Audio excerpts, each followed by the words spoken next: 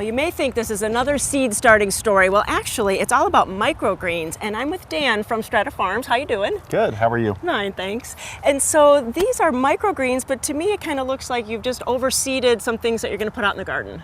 Right. That's what it essentially looks like, is that you microgreens are planted very densely in these trays, and you can do that because they don't grow for very long. They grow for only about 10 days to 3 weeks, depending on the variety. And so you can pack them in at higher density.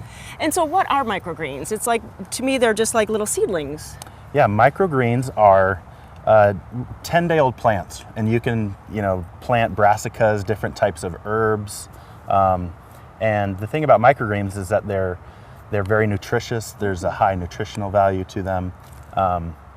There's studies from like the University of Maryland and also Oregon State University came out with a study that shows that they can have up to 40 times the nutrients per weight as compared to their adult counterpart. Ah, wow. So like basil, this is basil. So if I had basil that I'm going to be using in my dinner, really this would give me much more nutrition on maybe a salad. Correct, yeah. Not only that, it spices up your salad. So maybe instead of using, a lot of salad dressing, you can put a little bit of this on and not put as much salad dressing on your salad. All kinds of different flavors. So you have a lot of different ones here. So maybe you can kind of show us which are these different ones, because they really all look different and they're different varieties of vegetables. Yeah, correct. So in the middle here we have opal basil. So you can grow micro herbs. So basil, shiso, amaranth here has a pretty red, color to it. Very and then nice. over here you have pea shoots. Pea shoots are probably the most common microgreen.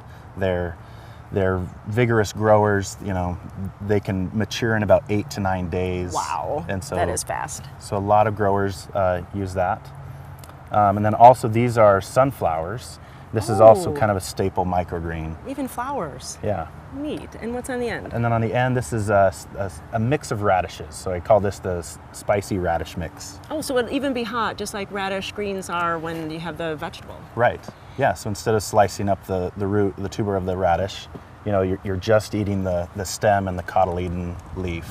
I think microgreens are kind of new, maybe a new term. I think more people are know sprouts. So what's the difference between sprouts and microgreens? Right. So this topic I always try to explain to people at the markets. There is a fundamental difference between sprouts and microgreens, and it's essentially how they're grown. Sprouts, you'll typically sprout them in a mason jar with like a cheesecloth to cover it, and you'll drain it a couple times a day. Whereas microgreens, you grow them a bit differently. It's essentially like planting a regular plant outside, but you sprinkle them more densely onto the surface. So instead of sprouting them before, you just plant them at a higher density. Yeah. So you do soak some of the seeds, like pea shoots and sunflowers. You soak them just for a few hours, maybe half a day. But then you plant them just like you would do, any other plant. And we do that too when we're going into the garden. Sometimes we soak our peas. So it's really the same kind of idea, the same kind of techniques, but you get these little vegetables. Yeah. We can see how you grow these now, but how do you harvest? Yeah, so you harvest them, so I was telling you, they're 10-day-old plants, so you want to harvest them at their peak freshness, and that's roughly at about 10 days. So how we harvest them at the markets and before we ship them to retail is you essentially just give them a haircut.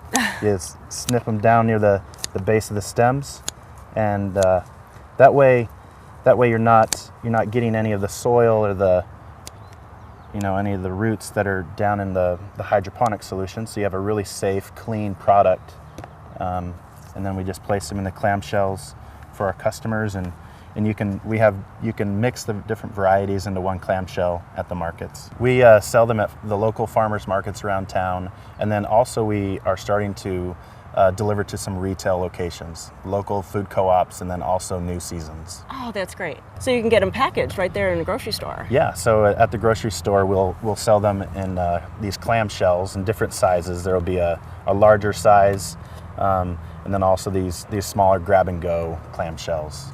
Yeah, that is good. So really, if you want to find these, you can go to our website, gardentime.tv. We'll click you over to their Facebook page and their website, and you can find out where you can go to get these fresh, or you can go to the grocery store and pick them up. Well, thanks so much. It's really been interesting to find out all about this new thing. Yeah. Thanks so much. Thanks.